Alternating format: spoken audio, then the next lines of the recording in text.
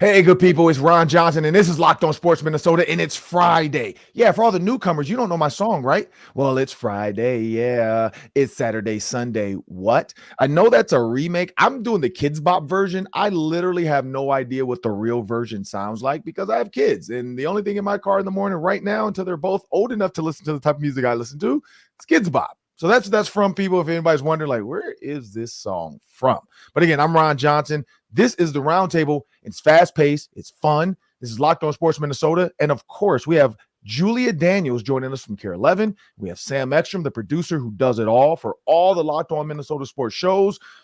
And we got to get locked in on these topics. There's so much we could talk about. I mean, you got the Timberwolves. You got the Vikings schedule came out. You got Scotty Scheffler acting a fool out there on the golf course. You got the Twins not really doing it the way we think they should be doing it. You got Mike Tyson about to fight Jake Paul. I mean, there's all kinds of stuff we could talk about. You still got Deron Williams trying to talk about he beat up Frank Gore in a boxing match. So now basketball players trying to say they're tougher than us. Stop it. But we got to get locked on these topics. So, Sam, what you got for us today? Obviously, we're going to talk Wolves 115, Nuggets 70 in a euphoric Game 6 win.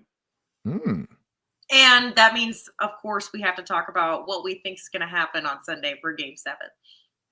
Well, I know everybody was trying to figure out their fall. Wives and husbands are trying to figure out who's going to watch the kids when we go to the Vikings games. Can we afford to take all of our kids to the Vikings games? Well, now you know. You know exactly where you're going to be in September, October, November, December, January, maybe February this year. I don't know. We're going to talk about all that and much more coming up next on the Roundtable, as well as we're going to hit a couple fun national topics as well in the fast fire at the end of the show.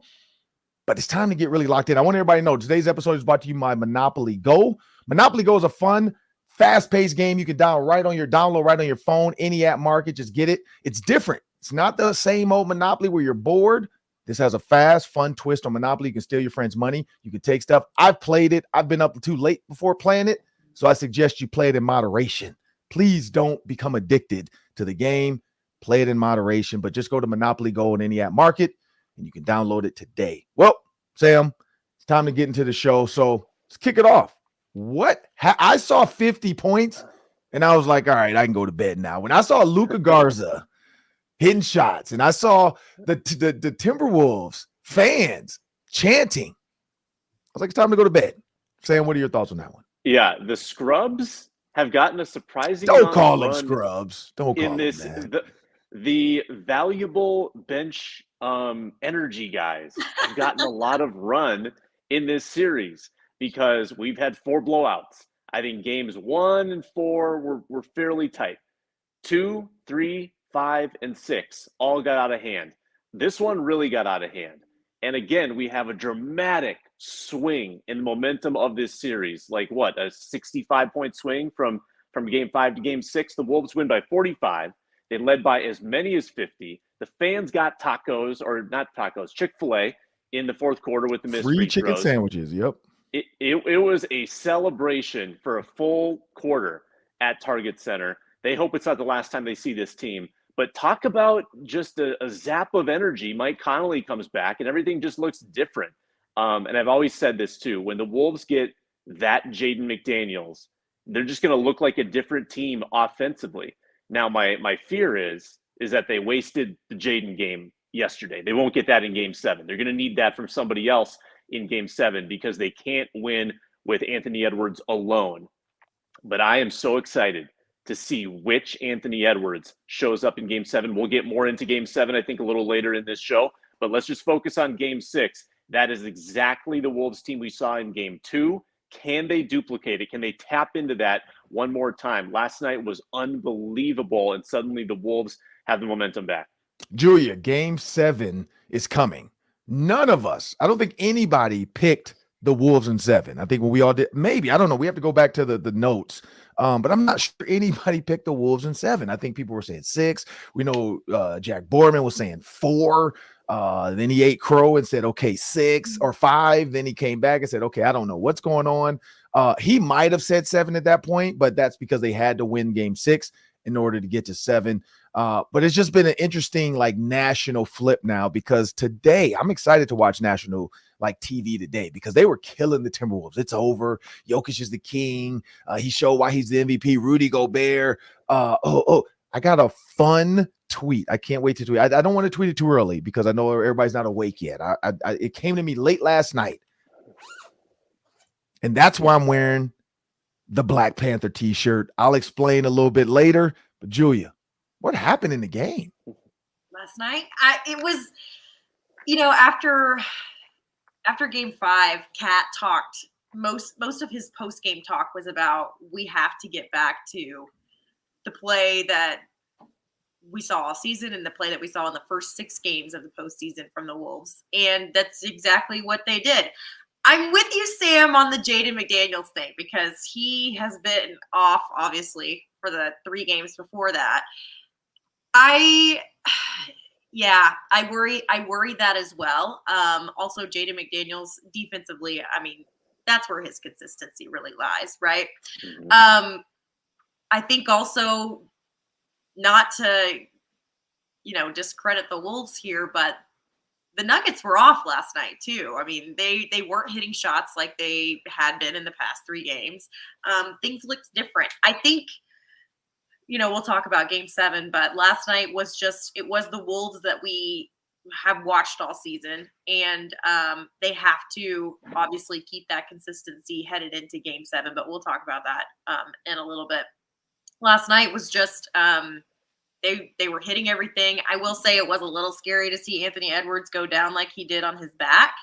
But if we know anything about Anthony Edwards, he's probably not going to let that get to him too much. I think he's fully locked in, obviously, on this postseason, and he's going to play through and power through whatever. But that was the one scary thing about last night was it was like, okay, he's still on the ground. When's he going to get up? But we know anything about Anthony Edwards, he's a little bit of a psychopath when it comes to staying in the game and staying out there. But I think, the Jaden McDaniels game for sure. We'll see. I would hope in game 7 maybe we see the bench play like they did in the first 6 games of the postseason. So you're muted. And for our everydayers, they know I love to throw jabs at Sam when it comes to movies. And so when Anthony Edwards went down, as Julia alluded to, the first thing that popped into my head was a movie when the guy's just yelling, "Get up, Craig!" Sam, do you know what that's from? No, not a chance. Oh, my God. Do you know, Julia? No. What? Get up, Craig? How do you? Friday? That's the classic. Friday, Chris Tucker, Ice Cube. Craig gets into a fight with Debo. He gets knocked out. And his dad is yelling, "Get up, Craig." And then there's a flashback scene of him talking. And in my mind, like when Anthony Edwards was laying on the ground for that long, at first I thought he was joking. I'm like, okay, he's going to hop up and do some kind of backflip maybe or something or whatever, or some karate man move. And I'm like, oh, whoa, he's still down. Then Jokic comes over and he's like trying to talk to him. And then you could see because normally players are like, man, get away from us. They kind of left him there too. So I'm like, oh, Lord, here we go now. Like, this is not good. And he's not moving. I'm like, was it did he hit a spinal spot? And then I thought in the movie, I'm like, in that moment when Craig is knocked out, he's taking the time to regroup and he's playing everything in the movie. And this literally happened in the movie. Played everything in the movie back in his head. And the back in his head, the conversation his dad had with him came up. He said, "You don't need no gun, son." He's like, "You just need these." He's like, "You win some, you lose some, but you live. You live to fight another day." And in that moment, I think Anthony Edwards was going through that type of moment. Like, you know what? This hurts, but I'm not out. And we're going to win some. We're going to lose some. If we win more than we lose, we are the champs. And I think he kind of propelled from there. And it was like, because at that moment they had to lead, but it's like, if he goes out, can they win game 7 without him? And that's what I think everybody was worried about. Then he gets up, he gingerly misses the first free throw. He makes the second one. He kind of runs a little weird. And then he just picks up full court and it's like, all right, he's fine. And so when Chris Finch brought up, he heals the Black Panther, for those that don't know, the Black Panther heals. He gets shot, he gets stabbed, he heals fast because of Wakanda. That's what Anthony Edwards had in that blood last night. All of that. He looked at Rudy Gobert. He said, "Look, you're the defensive player of the year. Let's go out here and do this." He looked at Jokic and said, "This is your king? This is your MVP? I'm going to show y'all." And I love when he said, "I'm going to shoot every chance I get. I don't care what the situation is. I don't care. Like, you could tell his iso ball moments where he just kind of like, look, back up. I got this. If they double, then I'll kick it. But if they man me up, I'm going to take them. And so this is a team right now, again, going to Denver. They've won in Denver. Now, Denver's won in Minnesota. They both have blown each other out. This is anybody's game now. And that's why I think this is what the NBA wanted. This has created new fans, because I also heard some stuff saying like, the Suns Milwaukee championship was one of the least watched, and all these small markets going to the finals because it could be the Timberwolves or the Thunder or the Nuggets or the Mavs, which the Mavs technically are a big market. Who cares? If Anthony Edwards goes to the finals, I think it will get just enough. Like, it will be just fine with viewership because of him, because of what he's done this year. But we got to look on to Game 7. Game 7's coming. What are your predictions, Julia? What do you think is going to happen? My prediction is Game 7. You can't make predictions. That's the rules. That's the rules. If it goes to Game 7. Let me Google that rule. That's how it works. This is anybody's game. I would hope that this one would be tighter than any of them in this series, just because I'm a fan of sports and I would love to see that happen. But I hate to make predictions because they have been so wrong this postseason. Every prediction. Just pick a star then. Who do you think, other than Anthony Edwards? Okay. Who do you think for the Timberwolves can be or will be a star in this game in order for them to close it out? I think Rudy has to step it up. I would like to see him step it up in Game 7. I think fans have been very frustrated with him in the past few games. And I would like to see less mistakes, and I would like to see him play like he did all season. The reason that he's Defensive Player of the Year. I think he's been a little bit off. I don't really know why, but would like to see him. And also, speaking of the bench, still waiting on Naz Reid to have a huge postseason game. Would love to see that out of him in Game 7. I think that they could really use that in Game 7 because people are so, you get to Game 7, you're gassed, right? Would love to see a Naz Reid big game. But I'm not going to make any predictions because they've all been the polar opposite of what has happened in the series. So I'm going to leave it at, I don't know what's going to happen in Game 7, but I'm excited and I hope that it's a good one-possession game. Sam, what do you think is going to happen in Game 7? Since Julia won't do it. Well, what a bizarre series, first of all. You've got two heavyweight fighters in the ring together, but they're taking turns getting knocked out. Like, they're not punching back at all in each round. So in round one, the Wolves win the round. Then in Game 2, the Nuggets just lay down and take a break, and the Wolves have a 2-0 lead. Then the Nuggets get back up for rounds 3, 4, and 5, and you think, oh, well, they've got all the momentum. They're hitting the Wolves with the uppercuts, the roundhouses, the jabs. There's no way the Wolves can get out of this pickle. And suddenly the Wolves land an uppercut of their own. And neither, like, in what, maybe one game did we get kind of the best version of both teams in Game 1 when it was pretty tight up until the end. We haven't gotten that for a while. And I really, truly feel like in Game 7 we are going to get kind of the best version of both teams. I think it's going to be a lot tighter. I would be surprised if it is a blowout either way. Nuggets are favored by 4.5. And I think that's correct. I think the Nuggets deserve to be the favorite in this game. They are, championship tested. Jokic is still Jokic. But I thought the Wolves made a good adjustment against him defensively. They went back to Towns as the primary defender. They doubled him a lot more liberally. And it worked out perfectly because the Nuggets were cold from three. The Nuggets couldn't make a three-point shot. Jokic would pass out of doubles. They would miss. And the Wolves are running in transition. I don't think the Nuggets are going to be as bad in Game 7. They stunk last night, straight up. So how are the Wolves going to counter that? They're going to need a heroic Anthony Edwards performance, and they will get it. He is scoring 40 minimum. And Julia, I was going to go that direction too. 2 words, Naz Reid. He really hasn't been that consistent in these playoffs. I mean, he had a good stretch in Game 1 where he scored like 14 in a row. Last night, he had a stretch where he scored 8 or 10 in a row. he hasn't been super consistent coming off the bench. I think that Naz Reid is going to be that second scorer that you need to get past the Game 7. Legends will be made in the first Game 7 in 20 years for the Timberwolves. But I just can't wait to see what Anthony Edwards produces in a winner-take-all game. He rises to these moments all the time. What version of him will we see? It might be something we haven't even grasped yet, what Anthony Edwards can bring to the table on Sunday. Well, for all those that continue to like, download, share, listen, has been around for a while, especially the basketball party, y'all know what I think. Karl-Anthony Towns. Like, I need to see him, like, I like Sam's thing. I need to see less of him with weird stuff, and I need to see more of him in the stat line. Like, to me, to be a big three and score 10 points, that feels like less of a big three and just a team.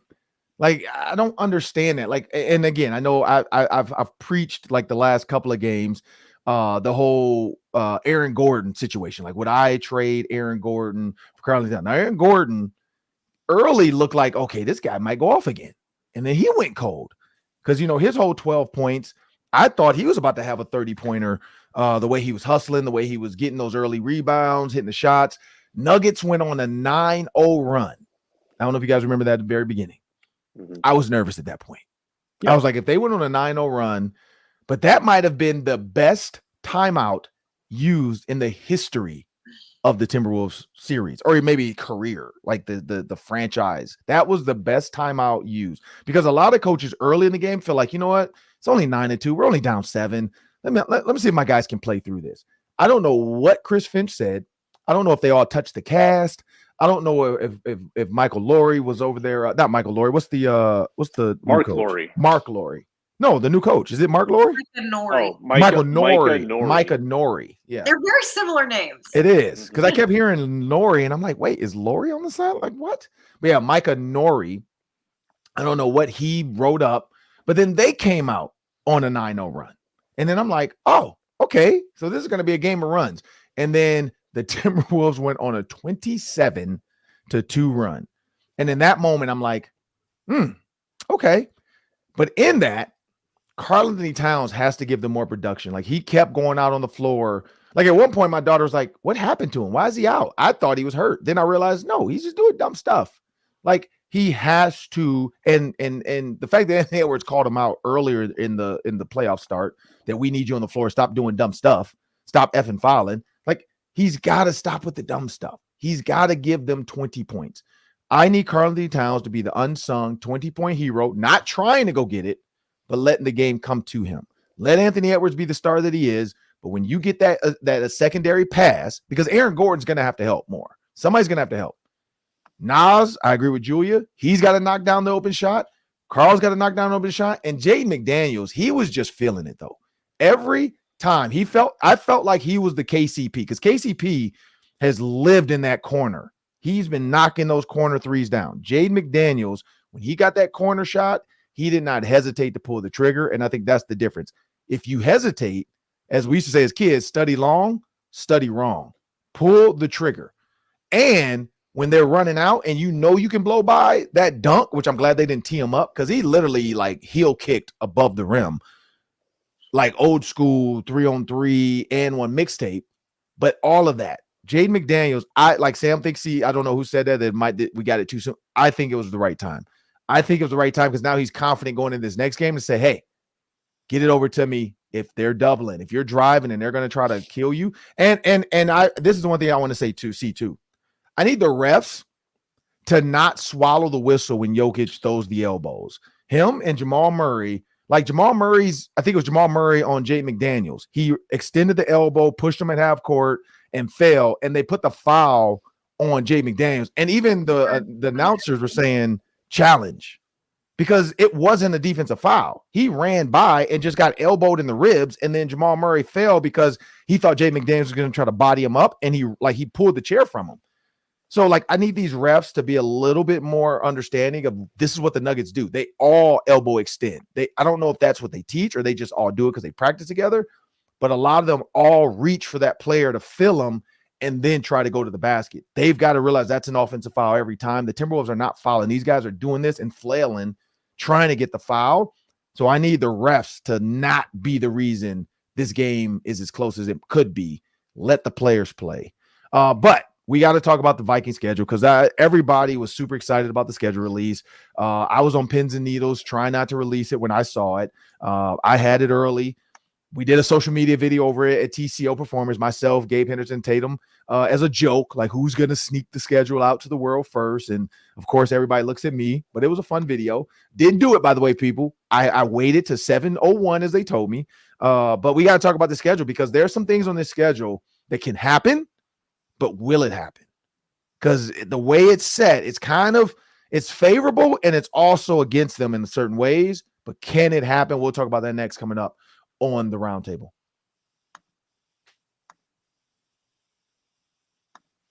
We are presented on this beautiful Friday by Gametime, an authorized ticket marketplace now for NBA tickets. You could have gotten into Game 6 via Gametime for less than $100 at Target Center. If you're in the Denver area, check out those Game 7 prices, with prices going down as the start time gets closer, and even an hour after tip-off if you want to sneak in for the second half into a pressure cooker of a Game 7 atmosphere. I love the last-minute deals. I love the zone deals. I love the flash deals. I love the lowest price guarantee, where Gametime covers 110% of the difference in the tickets that you find. You see the seat views, the panoramic on the app. You know what you're getting, and you see the all-in prices right in that interface. Just a couple taps, you've got tickets. It is so easy to use. It is so convenient, and you get the best deals. Like, you choose the section, Gametime chooses the seats. That's the zone deal. I love taking advantage of that. Download the Gametime app. Do it right now. Create an account. Use code LOCKEDON for $20 off your first purchase. Terms apply. Again, create an account. Redeem code LOCKEDON, LOCKEDON, for $20 off. Download Gametime today. Last minute tickets, lowest price guaranteed. So I want to break the schedule release down. First, I'll just read it for the fans at home that have not caught up. I'm going to go very fast through this. So for those taking notes, take notes. If you want to know, you can go onto our socials. I'll have one on mine as well. But here's the schedule quick. At Giants, 49ers home, Houston home, Green Bay. Then they head to London to play the Jets. Then, of course, they took their bye week. They could have not taken it, but I think they realized going to the Jets and then coming home to play the Lions, probably not the best way to face the Lions after going to London. So they take the early bye week. I think it's a little too early. We'll talk about that. But then they got the Lions at home. Then they go to the Rams on Thursday Night Football. They have the Indianapolis Colts coming back to Minnesota for another possible meltdown in Minneapolis by the Colts. You're at Jacksonville, at Tennessee, at Chicago. Then you're home with Arizona Falcons, Kirk Cousins, in Chicago on Monday Night Football with Caleb Williams at home. I think that's going to be rocking. And then you go to Seattle. You're home versus Green Bay. And then to be determined, but you're at Detroit for the last game of the year because they're going to flex that game if it means this could be the NFC North, if this means the Lions could clinch the NFC and get that first round bye if they beat the Vikings or something, or if it's going to be one of those where the Lions have already clinched something and nobody can move and they're not going to play. We know Dan Campbell doesn't like to do that, though, but he maybe learned his lesson. Like, man, we got to that final game. My guys are tired. I got to give them a week off before the playoffs because we are going to be in the playoffs and they're going to be good. So looking at the schedule, I'm going to give you guys, I want to go three ways with this. We're going to break it down into threes. We can take a little bit of time with this one. This is a good one. But break it down into threes. So first takeaways. Let's start with first takeaways of the schedule when you saw it, Julia. First takeaways of the schedule when I saw it? Like, what was your biggest takeaway, or what did you, like, what jumped out at you? I think 49ers as their home opener will be really interesting, especially with how the game at home here went last year.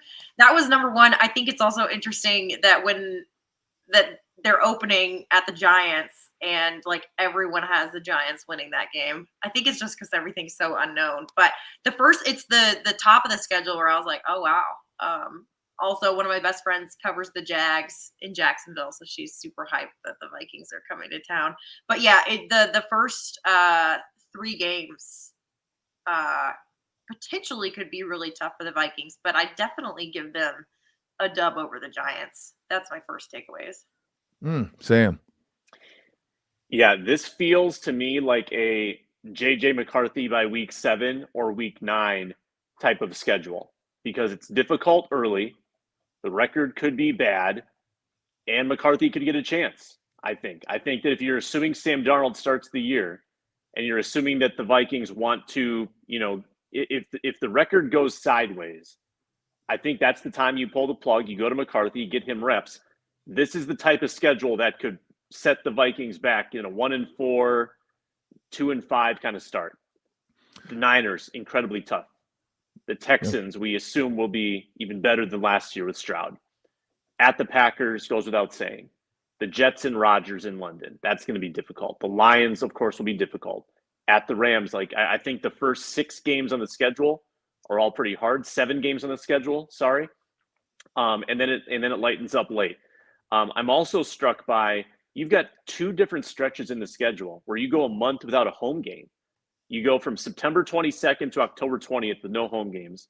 You go from November 3rd to December 1st with no home games. It's a very peculiar road trip they go on in the middle of the season with 3 road games in a row. You often don't see that at all where you have 3 of anything, home or road.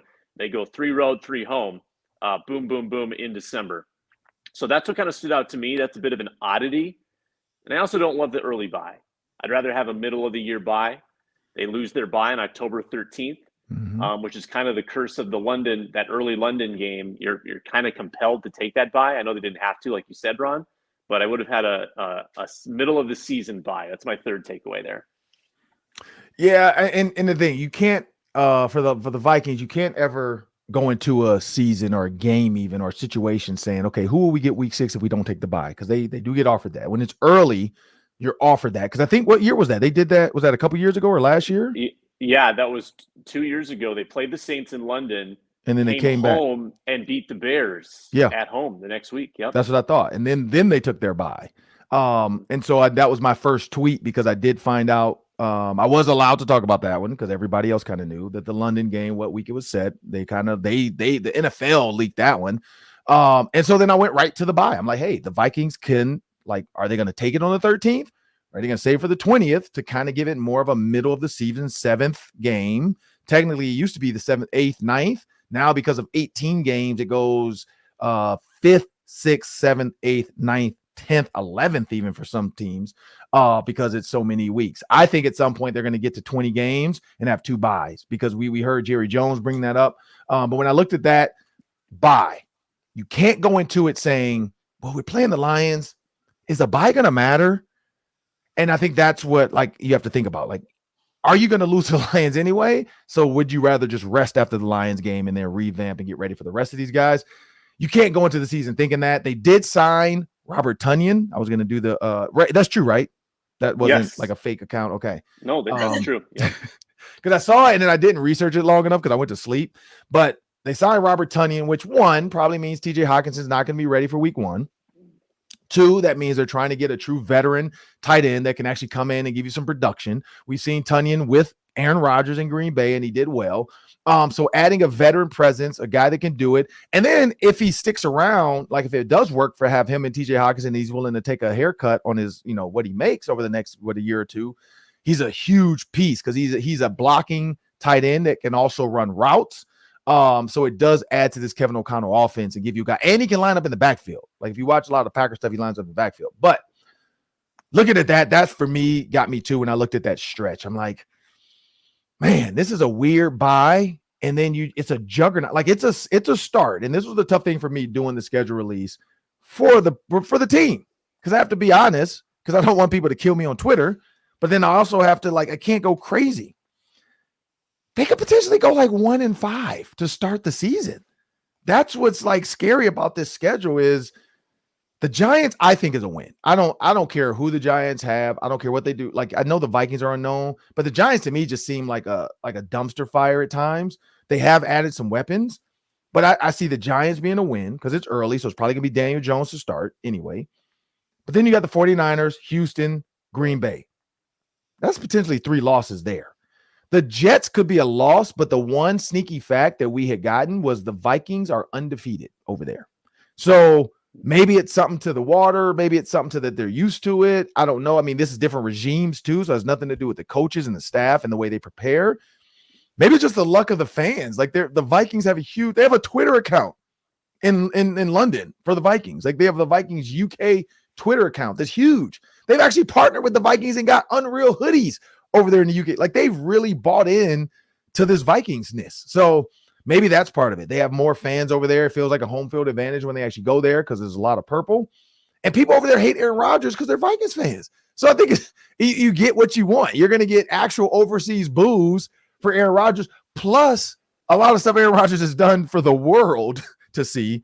He might get booed over there anyway. But then you got the bye week. My next question to you guys with this schedule release, and we don't need to predict the win-loss total. Just think about that. That's going to be my next question before we get to our last read. But when you look at because we got the first 6 out the way, and you look at this is the stretch that I was going to mention that I thought was weird, and Sam, you brought it up. Being on the road 3 straight weeks with the Jags, Titans, and Bears. Like you're right. Like you're only getting home once. Like you're only getting home once in that month. Like it's a weird stretch of how it goes. And so, Sam, my question to you, and this is what I did when I did my schedule prediction for the Minnesota Vikings. It's on VN Network right now on Vikings.com. And I don't know if they can do it because I did have them start off bad. I had to be real. I had to keep it real with the people. And I appreciate the tweets. I've been seeing all the Vikings tweets. It hit 37,000 views in like 10 minutes because it's the Vikings releasing their schedule. So everybody's going to hate on my predictions. Who cares? But people actually were with me on this one. This is the first year I feel like people kind of agreed with me. Some people were mad I went too low. I'll throw my prediction out to you guys now, and then I'll explain it later. But I said they're going to go 10-7. I said 10-7. I said it's possible to go 11-6, but 10-7. Here's where I had them winning a bunch of games. I had the Colts, the Jags, the Titans, the Bears, Cardinals, because little Kyler Murray. I don't mean to belittle you, but you belittle, man. Shout out to Kevin Hart and Tom Brady in the roast. If you guys haven't watched it all, Nikki Glazer, great joke.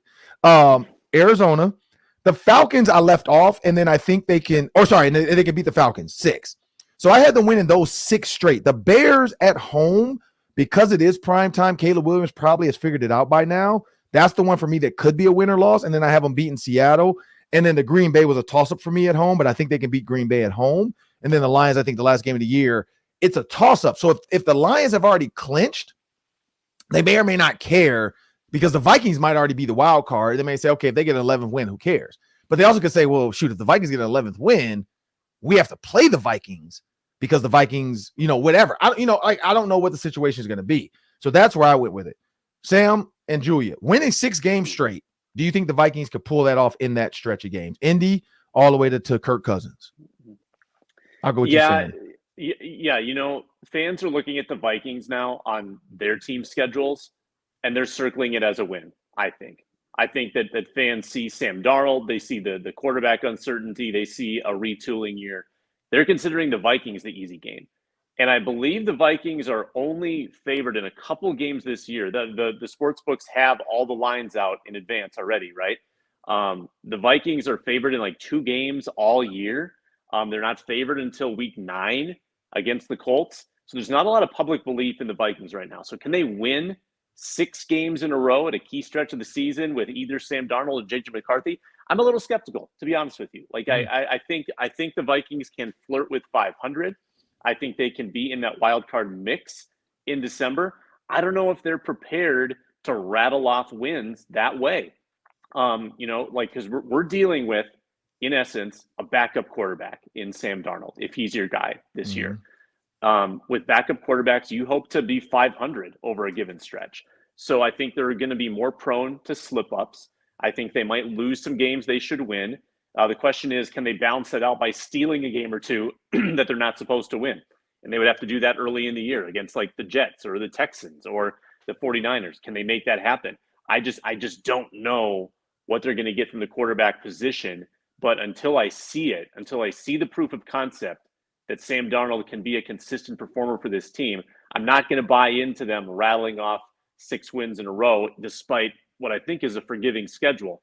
So I'm more in that 7 or 8 win range right now. I got to see more and find out what their plan is with this offense. 7.5 on FanDuel. What are you taking? The over or the under? I think I would still take the over on that. Okay. Because I think 8 or 9 is attainable, and I do think there's a world, Ron, where Sam Darnold is kind of like Geno Smith-like and does kind of impress people given the opportunity, given like the reins and the belief in the coaching staff that he could be in the top 15 quarterback statistically in the league. I think there's a world where that happens. I'm not saying it is going to happen, but I'm holding out for that possibility. Julia, 6 straight games. I mean, like that stretch. You got Colts, Jags, Titans, Bears, Cardinals, Falcons, and then they got Bears on Monday night. I'm not saying 7. That's the only reason why I had them losing to the Bears, because I'm like, that tough stretch of 6 where they really have a chance to win could dictate what happens in that Monday night game. Do you think they can rattle? And here's why I throw this out there. I didn't give Sam this intel. Case Keenum was able to do it with the Vikings. Case Keenum went on a tear with the Minnesota Vikings when he came in, and he had some wins that people were like, whoa, who is this Case Keenum kid? So, Julia, do you think they could pull off 6? Not to say that Sam Darnold's Case Keenum or J.J. McCarthy is. Case Keenum had the number 1 defense, Ron. Let's not forget that. He did. Well, we don't know what Flores is going to do with these new young guys either, though. But, Julia, can they rattle off 6 games? Because that 6-game stretch is going to probably be what gets them into the playoffs. I don't give them those 6 in a row. I think in pure Minnesota fashion, they drop that Arizona game, the first one back. And then I think that they beat the Bears on Monday Night Football. So I'd give them that. I wouldn't give them the 6 straight. So you have them losing to Kirk Cousins? No. I said Arizona. Oh, Arizona. What? Kyler Murray? What? I just think it would be such a Minnesota thing for the Vikings to drop that game. They're back home for the first time in a month, and everyone's so excited. And then they drop that one, but then they come back the next week at home and they host Kirk Cousins and they beat Kirk Cousins. I think that's my prediction for what happens there. I agree with Sam on.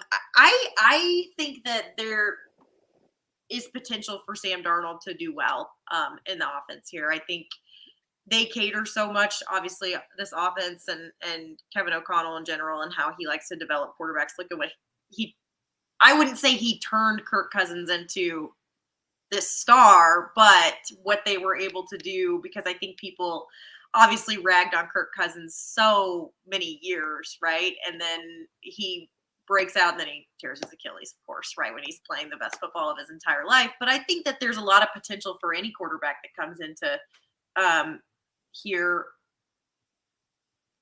with Sam Darnold's talent and his skill set. I think obviously we saw a lot of struggles with the backup quarterbacks this past year, but I think it's all up in the air. It is going to come down to what goes on with the quarterback, though. I mean, it's a quarterback-run league as well. But I'd give them a 9-win season. I think, right, you said 7.5 is what Vegas has them at. It was early. I don't know what it is now, but earlier it was 7.5. I'd give them at least 9. I think that there will be games in here that, like last year and like the year before that people would think that they would automatically be written off, and they'll come back and they'll win some ones against some teams that'll go far in the postseason. But I don't give them those 6 in a row. I think they're going to drop one of those, and then they'll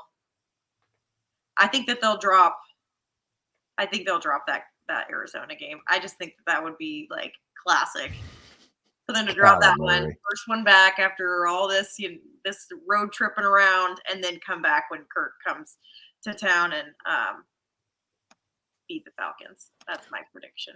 And one more I have for you guys too. So we kind of gave our predictions on the season, what we think. Sam's thinking right around 500. You're kind of similar to that, 9 wins. I said 10, possibly 11, depending on the last game. Think about a player from an opposing team. I want you guys to give me your thoughts on that you were really excited to see enter US Bank Stadium. But here's one thing I do want to bring up.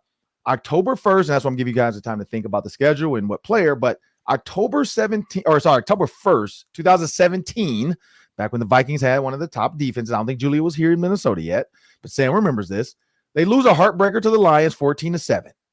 And then Case Keenum goes, I don't even know how to say it, Super Saiyan. I'm not a big anime guy. But is that how you say it, Sam? Are you an anime guy? I'm not sure. I'm not. Okay. But I know the stretch you're referring to. I think he won 8 in a row, maybe Yep. 9 in a row. He did 8. He beat the Bears, then the Packers, and that was the one where they're like, whoa, they just beat the Packers 23-10. And then the Vikings beat the Ravens, who the Ravens were good. They turned around and beat the Browns. They turned around and beat the Commanders. They turned around and beat the Rams. And that was the one where I think gave everybody hope. And then they got their get back against the Lions November 23rd. So they lost to the Lions close, and then they beat them by 7 later. And that was one of those times where everybody's like, oh, okay, this team can do it. And then they beat the Falcons in a close one. And then they lose to the Panthers, which that was the one Julia losing to the Cardinals. So that's the Vikings thing, to lose to the Panthers, because then they go around and blow out the Bengals. They beat the Packers again in a shutout fashion, and then they close the season out by beating the Bears. And then the Minneapolis Miracle happens. And then they score the first touchdown in 2018 against the Eagles. And they never touched the ball again. 38-7. Yeah. So that was a tough one. But when you're looking at this schedule, I know the guy I'm excited to see. I know the game I'm excited to get to. But is there a game you guys can't wait to show up to US Bank Stadium because of a player on the opposing team? Sam, I'll go with you first. Yeah, I'll give you 2. A couple of sophomore quarterbacks. CJ Stroud, week 3. Yep. Anthony Richardson, week 9. Okay. I think that those are, the AFC is stacked with a good quarterback play. Those 2 guys are also on the rise. I think Richardson, we kind of got teased with him last year. He got hurt. We'll see if he can stay healthy this year. But the Colts coming in, I don't know what to make of that team. Obviously, around the last time they were in the building, it didn't go well for them with Jeff Saturday as the coach. But Anthony Richardson could be a really special player. I think that's going to be a good one. Julia. I'm obviously CJ Stroud. So excited to see what he does this season, especially with just the weapons on. I'm excited to see that whole team this year. I'd have them Super Bowl contenders early, but I also think let's see what Jordan Love can do with his year too. I think he really was coming into his own the second half of the season last year, and I'm excited to see what he does with the Packers. I know Vikings fans will absolutely hate that, but I think he has potential to be a real star in the league. So it'll be interesting to see what he can do with this season in particular. A little more. Yeah, I'm going to go with Shanahan. I'm excited to see Kyle Shanahan with that offense. Like, we've seen it on TV, but we haven't seen it in the US Bank Stadium in a while. I want to see Kyle Shanahan in that offense. But then, of course, Marvin Harrison Jr. with the Cardinals. Like, Ohio State didn't get a chance. I didn't really get to see him a lot as he started to get, like, he got hurt last year in the championship or whatever a year ago. And then last year, Michigan just absolutely demolished him and didn't really let him get going because of the way they ran the ball against Ohio State. So I'm excited to see what Marvin Harrison Jr. looks like as a pro because I feel like it has like Julio Jones implications of his rookie year when Julio and then Calvin Johnson-esque.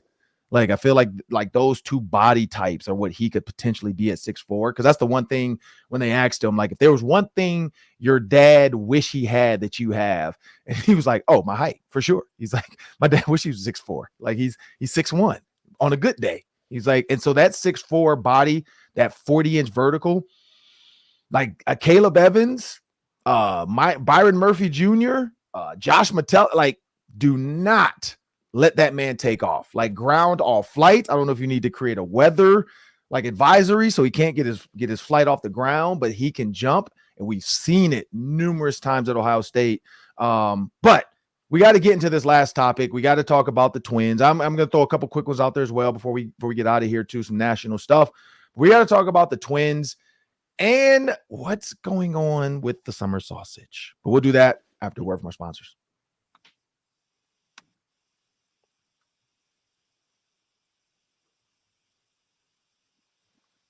And we have a couple minutes before we get out of here, but the Twins lose 3. Julia, what's going on with the Twins? What's going on with the Twins? The Twins, I mean, this was a rough series, obviously. Yeah, Chris Paddock didn't start things off really well there. I don't know what's going on with him. I don't know what the deal is this year, but also it's the Yankees too. True, they're number one. So what'd you say? no, they're not. They're leading their division. So I mean, they are. The Yankees are good this year. So Let's. I've yet to really get a good gauge on what the Twins will be like this season. It is a long season, and I would argue that it's still early. But today they're in Cleveland for this series.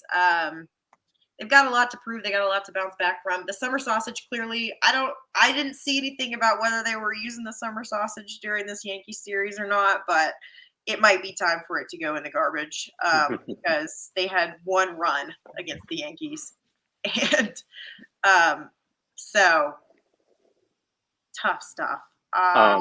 Ryan Jeffers had a home run in the first inning of the first game of that series. And that was it. 26 scoreless innings after that. The sausage has gone bad. It is spoiled. It has molded. It has fermented. Get rid of it. Throw it out to pasture. Let's get a new superstition. Yeah, and also the pitching, too. I mean, they had, 3 runs in the top of the first yesterday?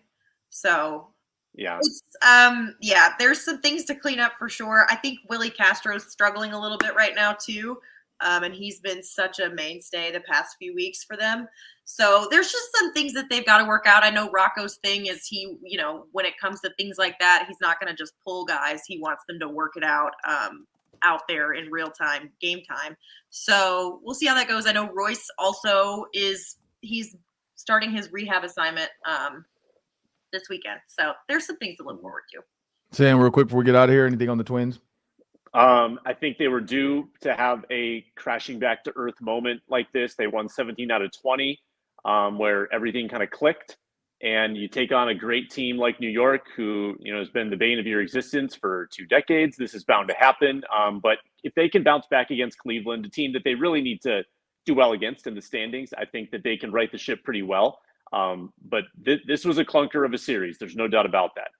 Yep, and the Guardians are the number 1 team right now, only 2.5 games ahead of the Twins in the AL Central. So it doesn't matter. You beat the Guardians and you sweep them, maybe even. You change the whole perspective. There were some national topics I want to talk about. Bronny is now potentially a 32nd overall draft pick to the Utah Jazz, which means if that happens, LeBron may force the Lakers to trade him to Utah. The Lakers might have to pull the trigger and waste a draft pick on Bronny just to keep LeBron happy if they really want to keep him. Or do they want to start all over again, say, Jazz, give us some picks. You can have LeBron. You can go take Bronny, and maybe you could turn around really quick, 30 seconds or even 20 seconds. Do you think there's any steam to this Bronny going to Utah, Sam? No, not happening. Julia? No. So he's not getting drafted, or do you think just not Utah? I think okay, I wouldn't rule it out for Utah. I guess I thought you meant LeBron. I don't think he teams up. He's not teaming up with Dad. Okay. That's actually the state where I am right now. I don't think it's happening, though. You think the team up's not going to happen? Okay. Well, I don't know. I would love to see it just for chaos. I would love to see LeBron go to Utah because it's not a big market. And can Utah create new fans because LeBron and Bronny are in town? And for a team that sucks, why not pick the Utah Jazz and turn it around for them? But I'm Ron Johnson. That's Sam Ekstrom. That's Julia Daniels joined today. Sorry, no Reggie Wilson from Care 11.